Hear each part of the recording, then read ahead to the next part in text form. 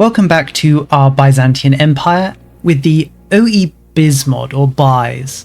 On the naming front, I do think it'd be worth changing the name, perhaps to the Phoenix Project, which is one of the names for the project on the mods page on Steam. Doge. The Romans continue their progress on the Phoenix Project. If we're going to slow them down, we have to move fast. A Venetian merchant, probably. Anyway, I'd like to continue playing and see just everything this mod has to offer. As you may remember, we've triggered the Roman Reconquest situation, and we now have lots of new buttons. Our final one here, the restoration of the Roman Empire, I guess is our end goal. Requires us to control 100% of Anatolia, the Balkans, Italy, France, Iberia, the Maghreb, Egypt, the Levant, the West counties, the home counties, Mercia, East Anglia, and Northumbria. Oh, and Wales, and the Trans-Danube, and the Armenian heartlands. So that's our end goal, as it were. We can't take the fate of the Turks situation because we don't fully control Anatolia. There's a tiny bit here that the Georgians still have, but I'd like to do that as fast as possible because, you know, we want to decide their fate. We'll attempt to assimilate the Turks. Maybe we should try and assimilate the Albanians right now. Let's look at the Albanians. There they are. The Albanians are one of the main ethnic groups in the Balkans Peninsula, primarily distributed in Albania, with communities also in Kosovo, North Macedonia, and Greece. They call themselves, one moment please, Shqiptaret, and speak Albanian language. With their origins traceable to the ancient Illyrians. So what happens when we decide their fate? It says we will attempt to assimilate them and unlock a special troop type. I guess let's see. I didn't notice anything change. Maybe it's going to be event driven. It doesn't look like the Albanians anything has changed. I guess we'll wait and see if something pops up. What else can we do? We can revive the imperial administrative system. On the path of reconquest, and an imperial administrative system as glorious and effective as in the past is essential. Let's do it. This created a new organization. We have our members. There's 6 of us. There's us. There's the Inspector of Accounts, the Senate, the Bureau of Barbarian Assimilation, the Minister of Public Works, and the Ministry of Finance. But what can they do? Oh, we have a corruption level and an internal debt level. We can Romanize places. That sounds nice. We also have laws that we can pass that have effects. I guess let's look. We can choose to make it so offices can be purchased. This will give us money, it looks like, but reduce crown power. It'll also make our vassals more loyal, which might be... Oh, if we have a powerful department, it'll make vassals more loyal. What decides a powerful department? We don't know. We can decide office selection, which again has something to do with powerful department, but I'm not sure. Can I click on those guys? Let me just check. Can I do anything with these guys? What kind of vassal are they? They're bureaucrats, or they're bureaucracy subject types. This country is a bureaucracy of the Eastern Roman Empire, established to serve the emperor as an administrative machine with its own budget and administrative personnel. Can't be annexed, but that's not surprising. They do provide me with benefits. Not seeing anything here about them becoming a powerful department. Maybe that's something that will happen over time. Let's just pick some things and then see how it goes. First of all, I think we're going to go with, well, actually we can't go with a meritocracy style system. We don't have access to a certain building. I think it said yes. We haven't expanded the University of Constantinople, so we'll only have access to the purchase of offices. So maybe we'll hold off and not select anything. What about this one? Scope of official selections. We can go with only Christian Romans, which give us morale, crown power, tolerance of the true faith, and if we are a powerful department, we'll get loyalty to Overlord and more tolerance of the true faith. Only Christians increases pop conversion speed, as well as production efficiency. Equality amongst all gives us a little bit of research progress, while increasing the tolerance of the other religions by a lot. Does give us a slight stability decrease though, and if we get powerful departments, the tolerance gets even higher and the monthly research progress increases by a fair amount, an extra 20%. And then we've got administrative language. We can choose to enact Greek. This will lead to a flat 5, this isn't 5%, just 5 assimilation speed a month. I'm assuming everywhere? Yeah, in every location. It will lead to an increase in nationalist growth though, which is not unexpected. If we went for enact local customs, it would decrease separatism by 10% everywhere, I assume, and decrease the growth of nationalist revolts. Personally, I'm not that concerned about revolts because, you know, it wouldn't be that hard for us to deal with them. I'm not sure what to press. Maybe let's try Romanizing. What does Romanizing do? We can select a location. Let's pick somewhere. Let's pick Bulgaria. Can we pick Bulgaria? Yes, we can pick Bulgaria. Let's look at Bulgaria's current cultural setup. Nearly all Bulgarians. And then if we press this, what happens? We can choose who we assimilate. There's currently some Wallachians there that we can assimilate, or we can just assimilate Bulgarians. Let's try and assimilate these Bulgarians, see what happens. Romanization refers to the process of influence and fusion of Roman culture, language, law, and social structure within the territories it ruled. Implement Romanization on the Bulgarian culture in Bulgaria. Let's see. We have implemented the Romanization of Bulgarian. If we look at the culture map mode, has anything changed? I don't see anything being different.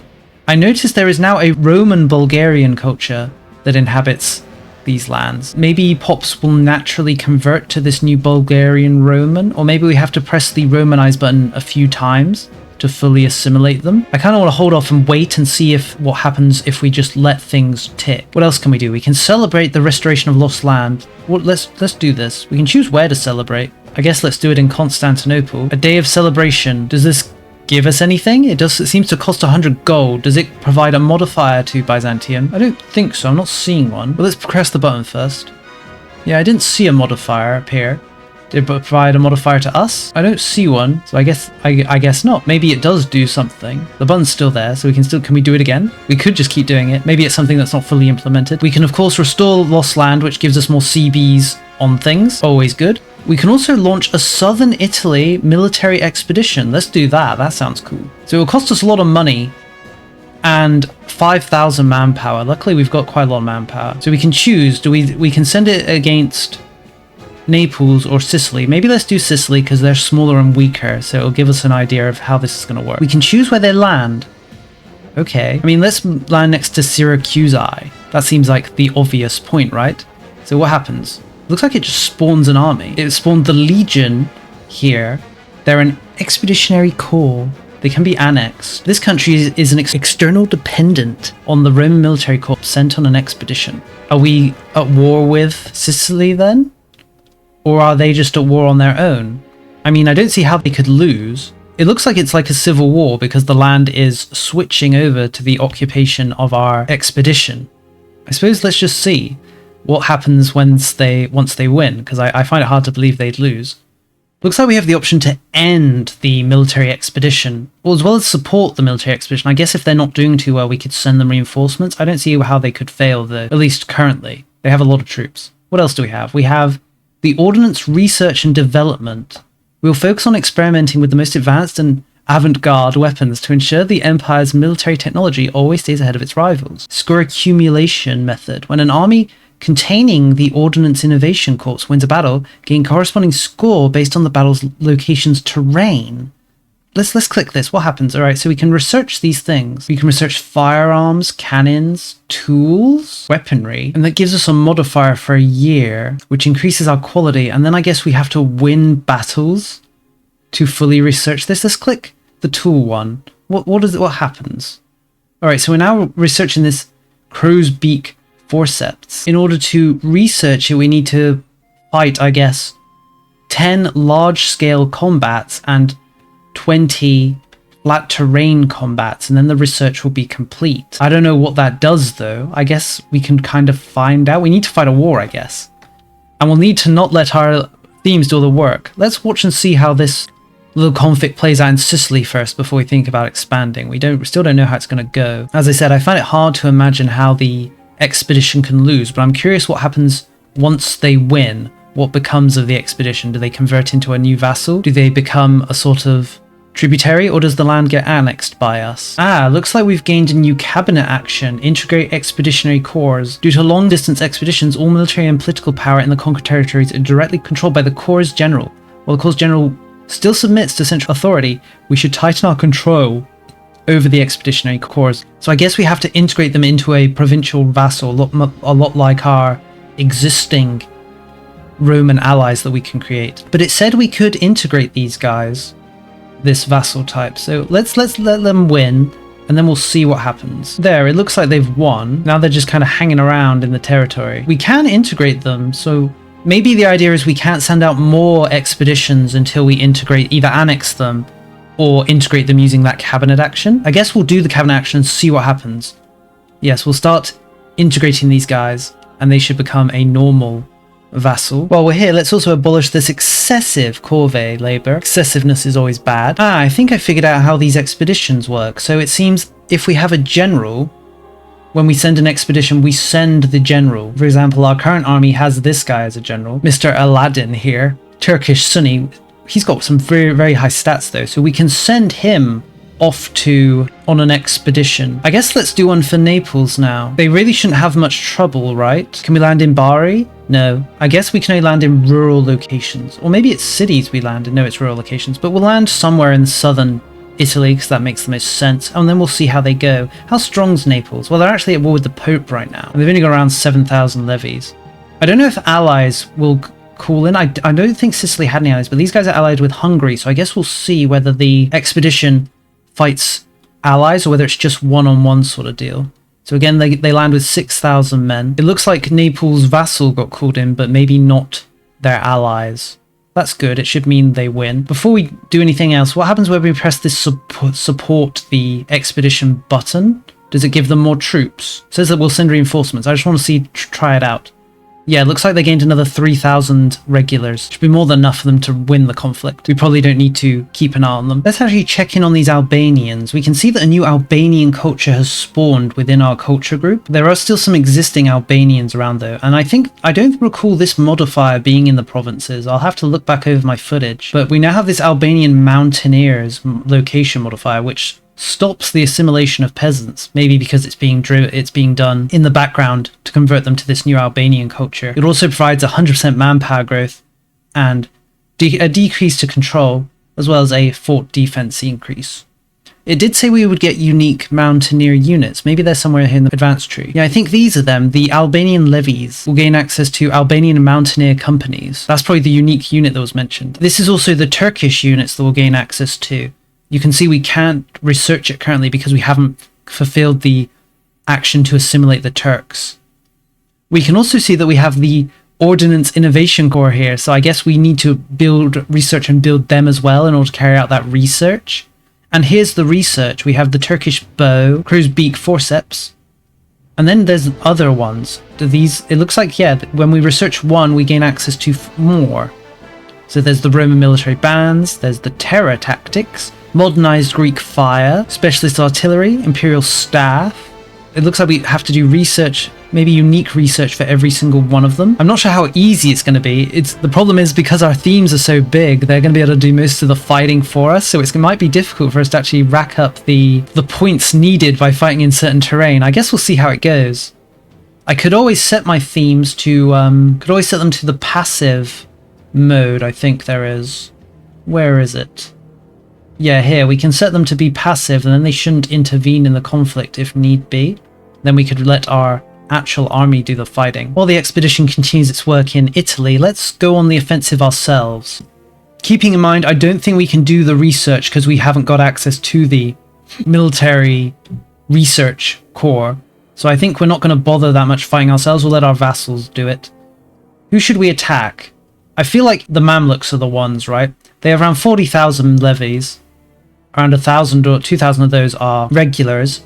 Our themes together have about 40,000 men, so it should be pretty easy for them to win. Let's use our unique button to give us a CB. Well, let's see what CB we get.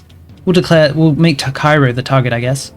The Egyptian slaves. Mamluk in Arabic means slave, signaling their origin as nothing but the most base and vile military slaves. Through their treacherous deeds, they seized Egypt, usurping the throne and acting arbitrarily. Let us use cannons to breach the walls of Aleppo and Damascus, punishing their usurpation and insurrection. Dark clouds press on the city, threatening to destroy it. Sunlight glints off golden armor like fish scales.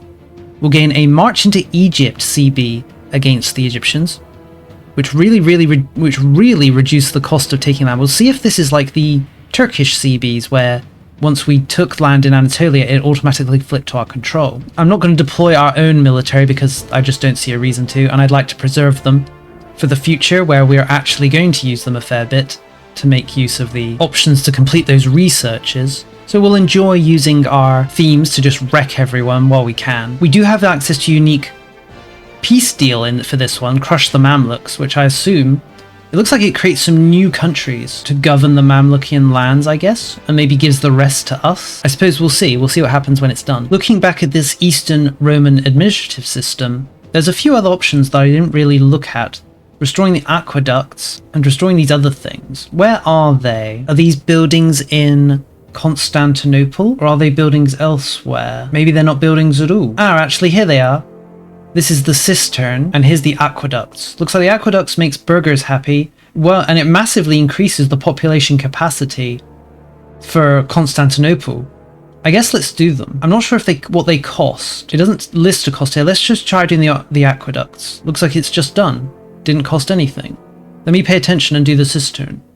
No, I didn't notice anything. Maybe it says they'll go through cycles of being built, so maybe there'll be events that with costs that build them. Although it looks like they're being built right now, so I guess all I can do is wait and see. It looks like it's going to take a very long time though, thousands of days to build them.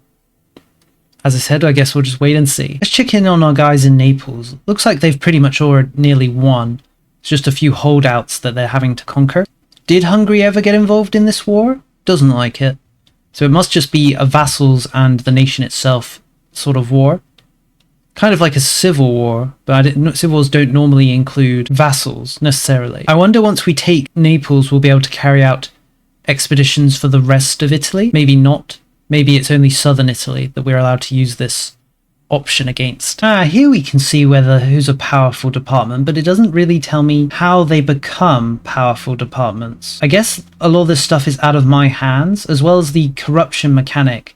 It says that combating corruption increases naturally by 0.5 month and you can combat corruption, but it doesn't seem options for me to do. It seems like it's being done by these actual guys themselves. We just don't know. It's just out of my hands. As I said, it would be nice if we had some information. Doesn't have to be anything crazy, but just some information on how this stuff works. Let's check in on that Romanization we did of the Bulgarians. I haven't really been keeping check, so I'm not sure if people are switching to our new Roman Bulgarian from their existing default Bulgarians. I'm not sure. I don't think so. Maybe the Romanization option just creates the new culture, then you yourself have to do the assimilating. Or maybe you can just press the Romanization button over and over again. It doesn't seem to have any costs. Well, maybe the costs aren't for us. What happens if we Romanize again? Let's look at this settlement. There's currently 3,884 Roman Bulgarians in the province, in the location even. So now if we... There's so many buttons. Oh, there it is. If we Romanize this place again, Romanize the Bulgarians, obviously, and if we look again, yeah, loads of them just switched over to the Roman Bulgarians, so maybe we're just supposed to press it over and over again? That doesn't sound correct, though. I'm going to avoid doing that. Maybe I'll press it like one time for every location, just because it's kind of silly having to keep pressing it. But there could just be a section here I'm not understanding, which is more than likely. It's rather slow going in our war, mainly because our guys are having to siege down all these forts. We've really demolished their army though. There's only around 13,000 of them left. And quite a few of them were trapped on roads because they decided to navally invade it. So we just trapped them and they're just starving there now. Eventually there won't be any left. Looks like the conflict's over in Naples between our expedition and the... let's not say native peoples. Looks like these legions don't get pulled into our wars though, so they can't really help us with other conflicts. And I imagine they'll have quite a bit of trouble with pacifying the land, because it looks like a lot of their regulars, maybe they get rid of them because they can't afford them. Well, at the very least, this one has been provincialized. So let's see. He's now a province instead of a legion. Same sort of thing to what we made the Bulgarians and the Serbians into. So it should be pretty easy to integrate him. In fact, I think we'll start doing it right now. It should only take a few months. I think I might have found the cost for doing things like Romanization. We've racked up a lot of debt. We can see here the construction funds for the aqueducts. Instead of charging us, it seems they gave us a form of debt. And it's quite a lot of debt. It doesn't gain any interest though. I wasn't paying attention. Did Romanization also give debt? Let me do a Romanization again just to see. Let's Romanize, I guess let's Romanize Thrace, Romanize the Bulgarians in the location. Does that give me another debt? It does! Okay, so the Romanization and the aqueducts, instead of costing you things, they give you a debt with no interest that you need to pay off at some point. That's a neat idea, I guess. Since then those loans have no interest, we can kind of ignore them until we get enough money to actually pay them off. Of course, having loans will impact our crown authority, and as we can see, they're decreasing our crown authority by a lot because they're very big loans. That would be the sort of thing it would have been nice to be told before I'd pressed the button, but oh well. Part of the fun is exploring and finding out what all these things and how they work. We haven't occupied much of the Mamluk territory, but we've racked up enough war score that they're willing to make peace and surrender, so let's do it. Let's crush the Mamluks. What's going to happen? Let's get a look at the land before we press the button. 1, 2, the conquest of Egypt. So it looks like we took a lot of... No, we didn't take anything actually. It looks like it's fully released all of the Mamluk land into new vassals. The Mamluks themselves haven't been destroyed. It looks like land outside of Egypt and the coastal areas has been taken away. Yeah, it looks like land they had in the Levant via vassals or personal control and in the Egypt region has been taken away from them and handed over to our new vassals here. So what is this? After we dealt a heavy blow to the Mamluks and swept through Egypt, the Mamluk regime completely collapsed and was forced to cede their core regions, the Levant and Egypt, as I mentioned, yeah. Egypt was once one of Rome's highest income provinces, and it remains a fertile land that can provide us with immense wealth, if the Muslims have no objections. So now we have a choice. So it looks like this choice, we found the descendants of Ptolemy. This is an unconstructed Easter egg route. Please stay tuned. So I guess we're not supposed to do that, at least for the moment. Instead, we're supposed to incorporate into the empire's administrative system governed by a governor. This will turn Cairo, which seems to be, yes, it's ruling all of Egypt on our behalf. It will be given the Egyptian governor succession system, and it will change its name to the province of Egypt, which is down. So this now province of Egypt is called a Egyptian territory. Can be annexed very quickly. We have to wait 2 years before we can start the integration process though. It's also blocked from converting Pops for some reason, converting their religion at least. I guess we'll see.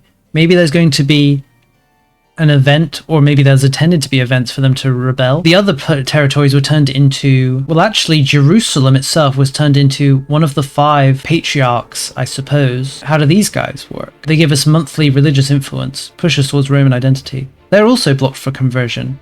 I guess they're just a unique vassal that we're supposed to integrate. Syria here is just a Roman ally. And then we've got Antioch, which is another patriarch. So I guess we're just supposed to integrate them. That was pretty easy, and since we didn't take the land ourselves, we don't actually have to worry about integrating anything. So for our next order of business, I think, well, I want to do this Fate of the Turks option here. So we'll need to conquer Georgia. One thing of note, this situation is supposed to end once you reach 0 revival zeal, but as the developer mentions, I think, on the page for the mod, the revival camp mechanic is currently not properly implemented, so it's not something we have to worry about currently. So instead, let's try and get a CB on the Georgians. Does this give us unique CB? Doesn't look like it. Just gives us a generic one to reclaim Roman lands. There goes the annexation of our Sicilian vassal. Nice and easy. I should have checked once we finished that war with the Mamluks if we can launch another expedition. I'll remember to do that once we finish our current war with the Georgians.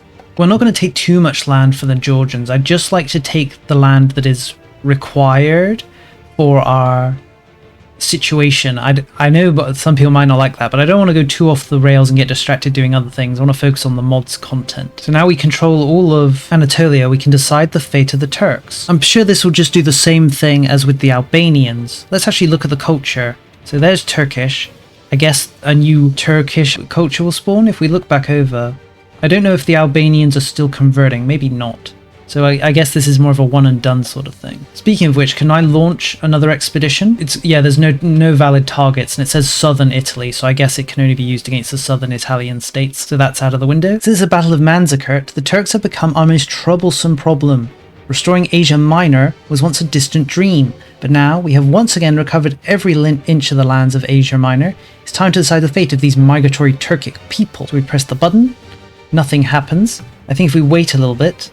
Well, actually, I think there is a new culture has spawned called the Rum. If we wait a month, it should show up as the majority culture. Yes, Rum culture is now the majority, and the Turks have been largely reduced and replaced by these Rumites. Always nice to see. Now, who should we go for next? Maybe we should try and attack the Pope, but we don't own this land because it's not ours exactly. So I think actually Hungary is going to be the one we're going to knock out. Feels like a good idea. Since the Magyars arrived in Hungary in the 9th century and converted to the Latin heresy, Hungary has become the most steadfast bastion of the Latin heresy in the east, blocking invasions of the Western world by Eastern powers, including the Slavs, Mongols, and our own empire.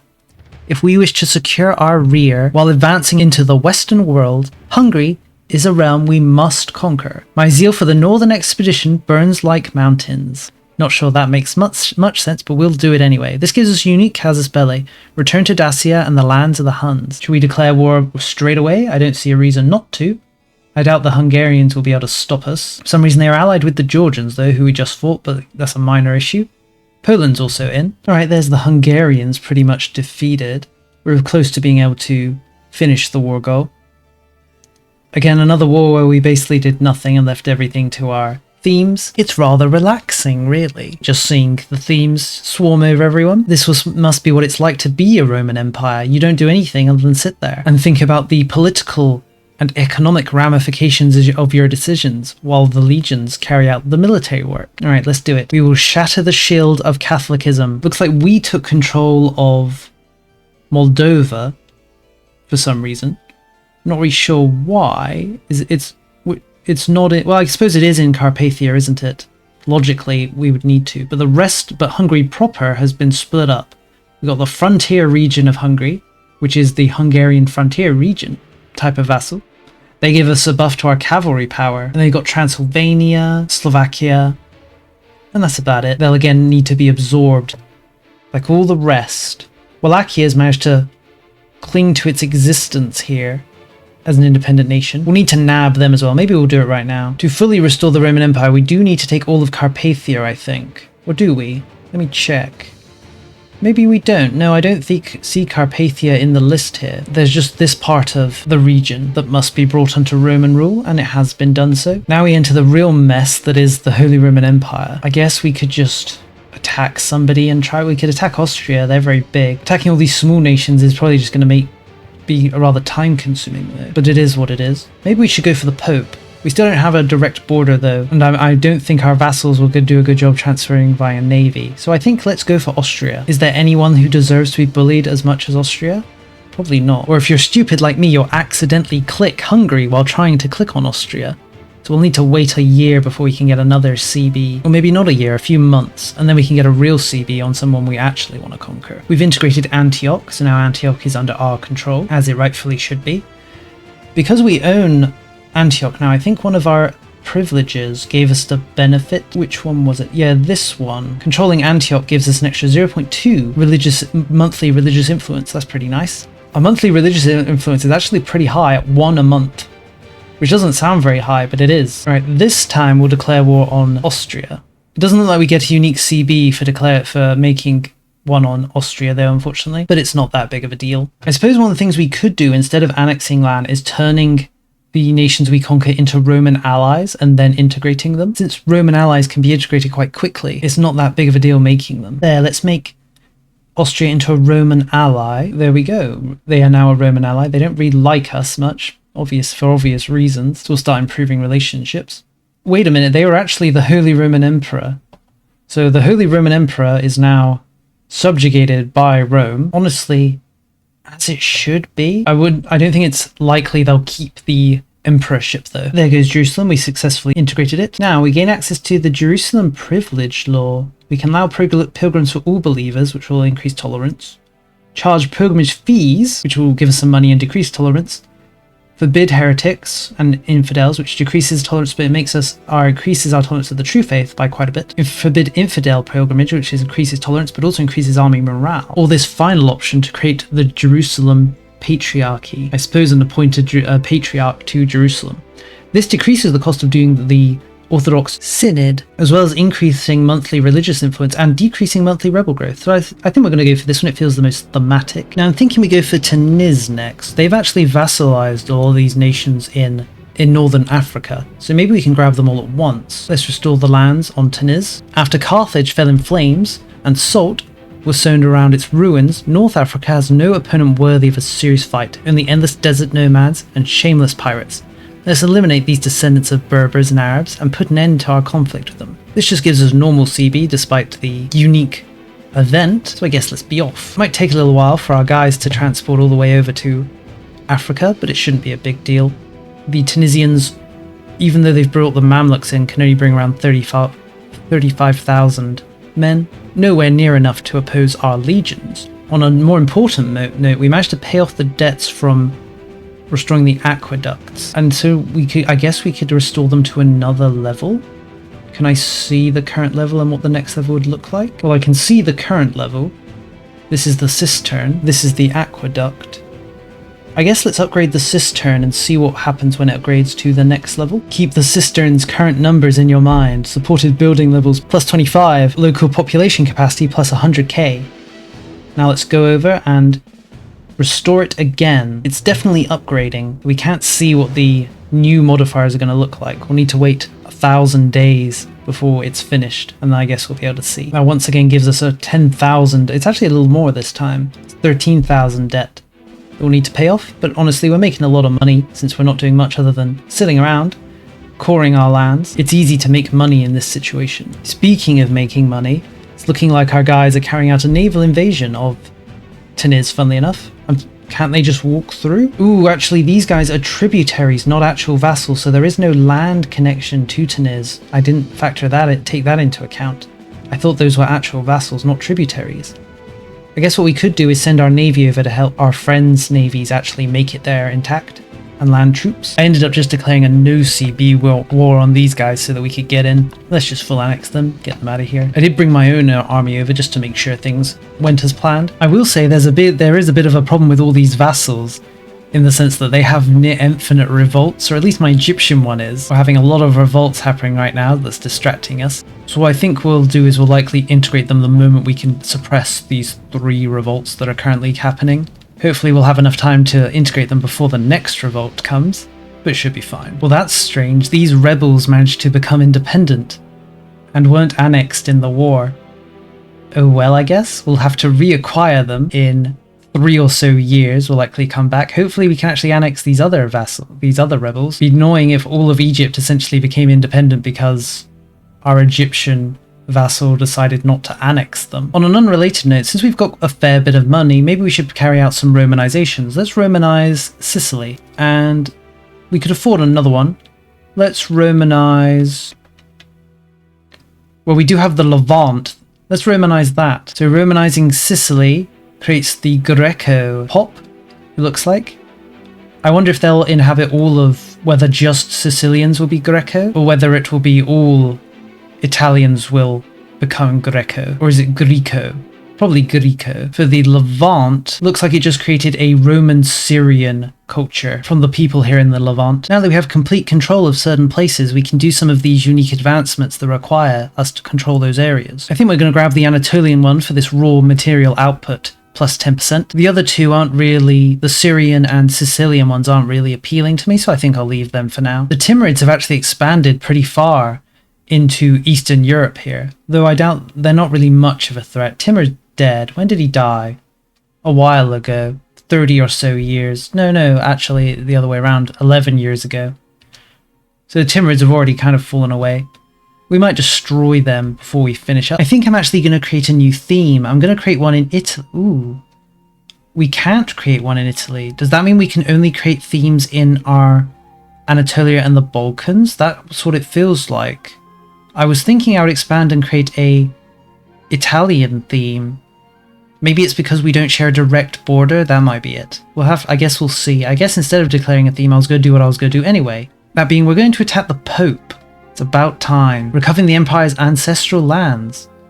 The last large-scale East Roman military campaign in Italy was almost during the time of Basil II. Afterward, as the Empire declined from its peak, Norman adventurers from North Normandy, I imagine, wrested southern Italy from the Empire. During the Empire's absence from Italy, the Latin heretics usurped Rome, pompously directing the Christian world of the West. The northern Italian sea-states gradually forgot the era of Roman rule, leaving only the lofty aqueducts as a mark that the Empire had once been there.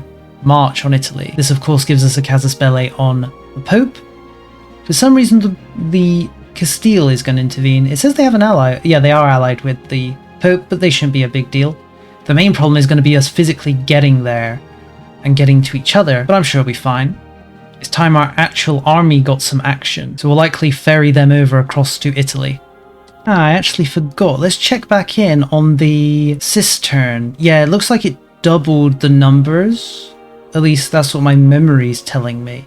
Looks like a straight double. So I assume upgrading the aqueduct would provide similar doubles. I wonder if there's any reward to maxing them out. Maybe we should try maxing at least one of them out just to see if there's an effect or an event or something from doing so. One of the nice things about this succession system is that we can essentially pick whoever we want as our successor.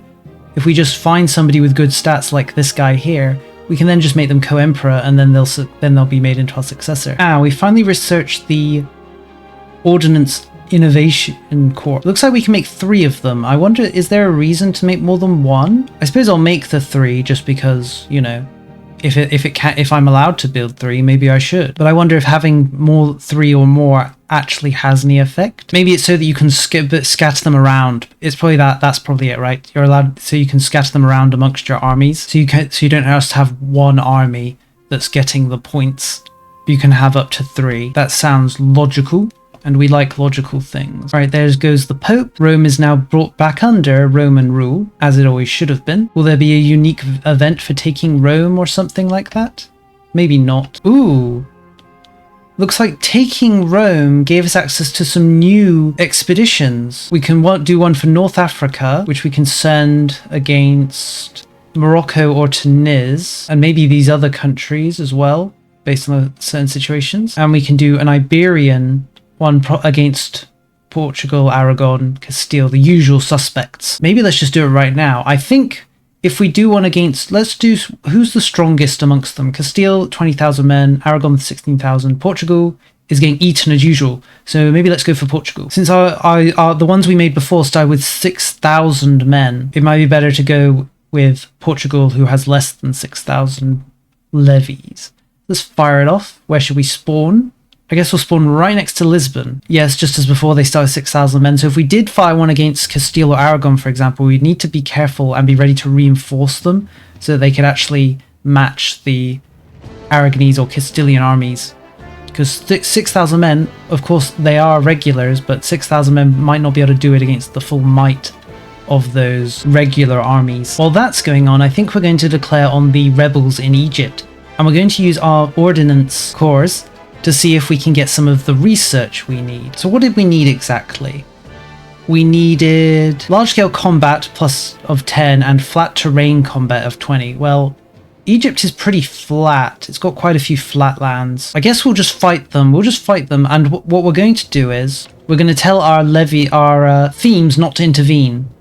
We're going to go to our manage subject screen and set them all to passive. Hopefully that means they won't get involved and we can rack up the score without their intervention. Quick glance over at Portugal to see how they're doing. It looks like it's pretty much a done deal for our Portuguese expedition. Although they've stopped fighting. Have they made peace? No, they haven't made peace. They're just not full occupying. They are sieging down the capital. Maybe they're waiting for that to happen. Don't know why they would wait though. Oh well, that's not my problem. But now let's declare war on these rebellious rebels using our usual CB. Depending on this war goes, we might have to call up reinforcements, but I'm feeling pretty confident that our regulars will be able to handle them. There's 50,000 of them though. I suppose this will be a good test to see how overpowered our regulars actually are. I wonder, would 9,000 men versus 26,000 count as a large-scale battle? This is also a flat land. No, actually it's a wet land. Oh, that's too bad. I guess let's fight them anyway. We might actually lose. That'll be interesting. Let's actually retreat.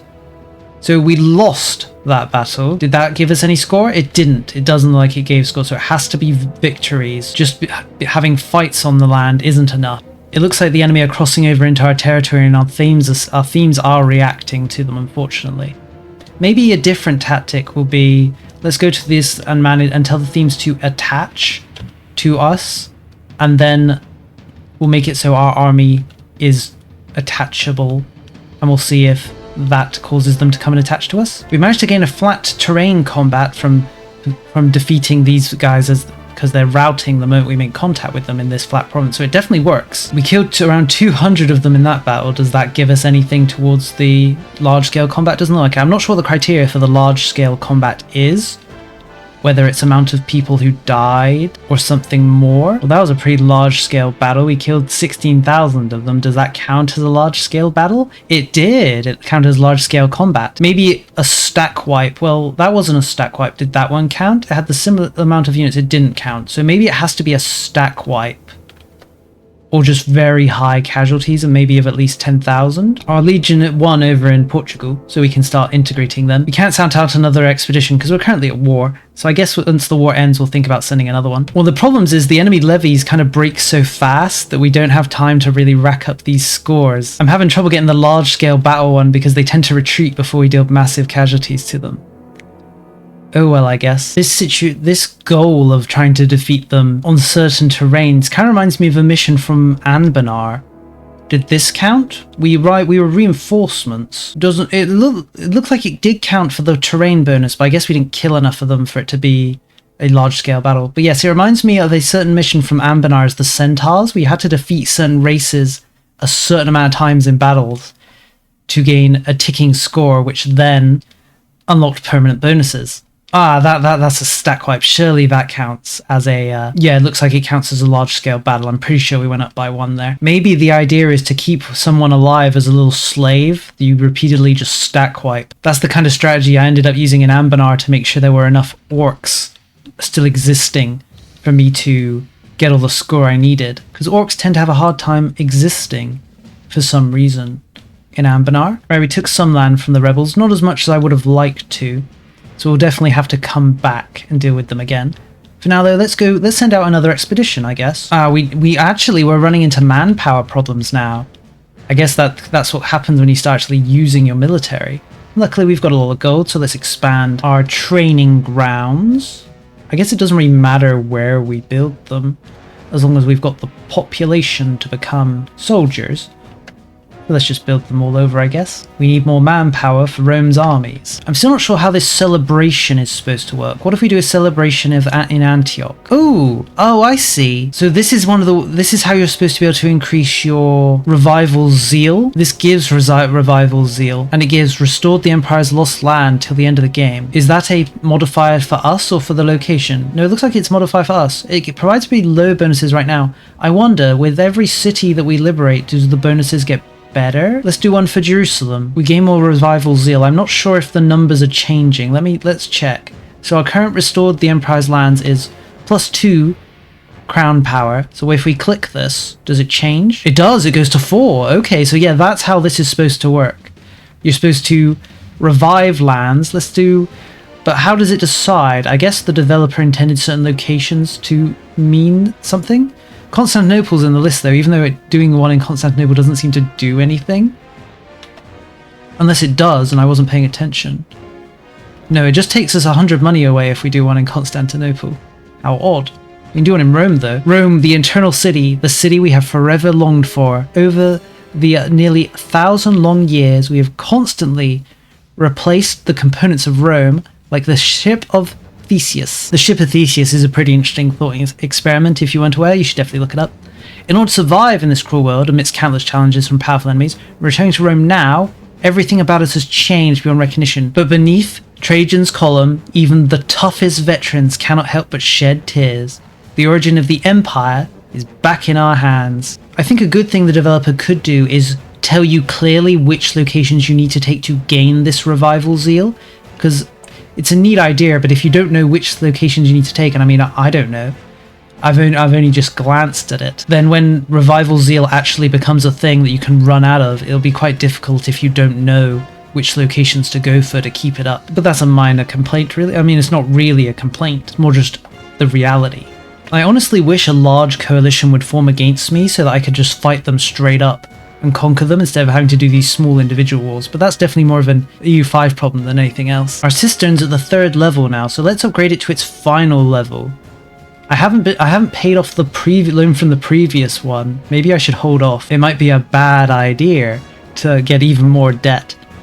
But the Empire can surely stomach it. We're at 40 crown power, so I'm sure taking another big loan to finish the cistern wouldn't be too much trouble. Ooh, now that we finished the cistern, a bunch of new options have appeared. To build more buildings, I guess, in Constantinople, we can restore the Imperial Palace, clear the harbour, restore the Hippodrome. How exciting. Do these guys show up? I wish they showed up in the list before I could build them so I could see what the effects are before I order their construction. But oh well, that's not that big of a deal. One thing we can do is use the balance the budget Parliament issue to massively decrease the size of one of our loans. If you see here, this loan of around 200,000 ducats will be decreased by 100,000 if we complete the balance the budget issue, which is definitely nice.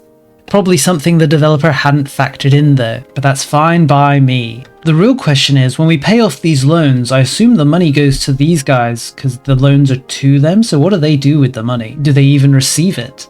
Maybe it vanishes into the void. I'm not sure it's possible to look at their how much money they currently have. Looks like they have their unique government reforms. These guys are the Romanization government reform. I wonder what relevance this has, because we can't give them land. Maybe it has no relevance. Maybe it's just a hint of things to come. Ah, I see. Here's where the combat corruption is, and also our salaries for the guys within the Eastern Roman administrative system. Looks like paying their salaries increases our tax efficiency. Combat corruption, of course. Combats corruption also gives us low prestige. I guess we could decrease combat corruption so it's around half. Paying off the corruption decreases it by 1. So if we pay half of 1, that should be 0.5 and increase by 0.75, so it should stay at 0, surely. Yes, there you go, it's staying at 0. Perfect. The cost of sending out these military expeditions is really increasing. I suppose this is how it should be, really. I can either just send out a military expedition for a large amount of money to almost guaranteed take over a country, though I might need to keep investing depending on the strength of the nation. Or I can spend a small amount of money to give myself a CB on these places, cutting out the middleman, as it were. I'd almost forgotten we actually do need to take... Well, what do we need to take? That's a good question. It doesn't let me gain claims on much of Georgia, but we can take all of this, potentially. Mesopotamia. We don't get claims on Greater Arabia. I guess we get claims on just what's intended for you to take. Well, actually, let's deal with Wallachia. I'm kind of tired of seeing them exist on the map.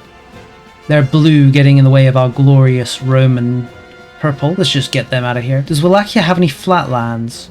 Actually, there's a fair bit of flatlands. I doubt they'll have an army big enough for us to get the large-scale battle combat modifier. But we should be able to get some flatland modifiers from fighting them, as long as our vassals don't get there and murder them first. I probably should have moved myself into range. Oh, what a fool. The Imperial legions are going to steal all the glory. Look at them, like a horrible swarm. And there I was thinking that I would make another legion. Maybe it's a good thing I don't. No, you're stealing my kill. No. My themes are too good. They're stopping me getting my points. Hanging out of flatland province, are we? You shouldn't have. Does this count as a large-scale battle? It was a stack wipe. I don't think so. No, actually, it did count as a large-scale battle, but it didn't count as a flatland battle for some reason, even though this is a flatland location. Maybe it's because I crossed a river? Ah, well, I'm not keeping up with these numbers quite as much well as I should, so who knows what it was. Oh, the leader of our bank died, but I forgot to appoint a replacement, and then now we've become the leader of the bank. No, it didn't dissolve our banks. They're still around. But it gave us some new options. We can establish an Anatolian agricultural bank. Let's do that. No reason not to. And we can establish the Roman Central Bank. And I guess now we'll appoint someone to actually run the place. Who's the best guy? We want high admin, really, because that affects our trade efficiency. This guy's got 91 admin, so I think we'll appoint him. We'll appoint you as head of the bank. Goodbye, Wallachia. I barely knew you. Ah, now look at that purple. No one can defy us now. Although I think I'm going to call it here. I've been playing for 3 hours, so it kind of feels like a good point to stop. Before I do, I'm actually going to start building these buildings. I want to see what effects they have. Also, if we fully... Well, I'm not close enough to fully build the aqueduct, I don't think. But let's look. What do these buildings do? Well, there's the Great Palace. It increases life expectancy by 5, increases local crown power, and increases possible nobles. The life expectancy is pretty nice. There's the Hippodrome. Increases monthly prosperity, institution growth, and local development growth by a percentage. Was that all of them? I swear I clicked a third building, but I don't see it in the list. Or do I? Ah yes, here's the harbour. Here's the harbour. I almost didn't notice it. I'm still not noticing it. Why does it not show up here? It shows up when I click on the location, but when I go to the labourer's screen, it doesn't show up. Oh well. It provides proximity cost through port. That's pretty powerful. At least on this current older patch.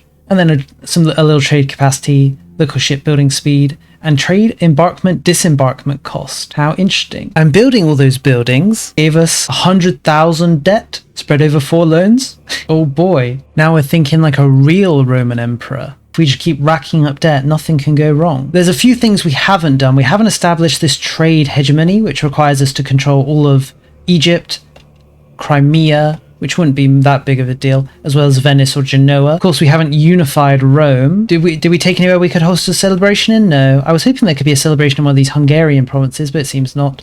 This whole researching thing through fighting battles is an interesting idea, but I think it's a little hard to actually achieve, mainly because of the terrain and what exactly counts as a large-scale combat. But oh well, I think if I wasn't using themes, it'd be a lot easier to do it. Problem is, themes keep stealing all my kills.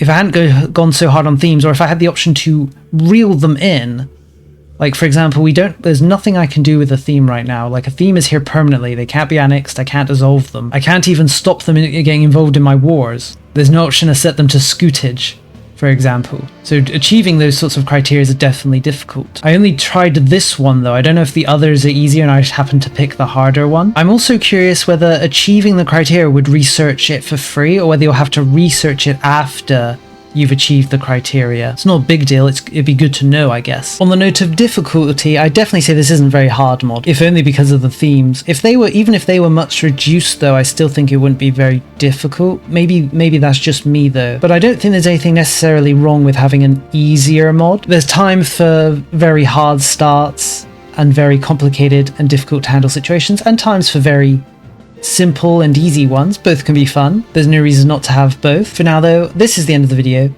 Do let me know what you think. As I said, I don't think I'll play any more of this mod, at least in its current version. I kind of want to wait for the 1.1 version to see what changes in that patch. I mean, the 1.1 version is currently available, but I'm a little hesitant to show it off because it's very much a work in progress. Do let me know what you think though. For now though, this is the end of the video. Thank you for watching, and I'll see you next time.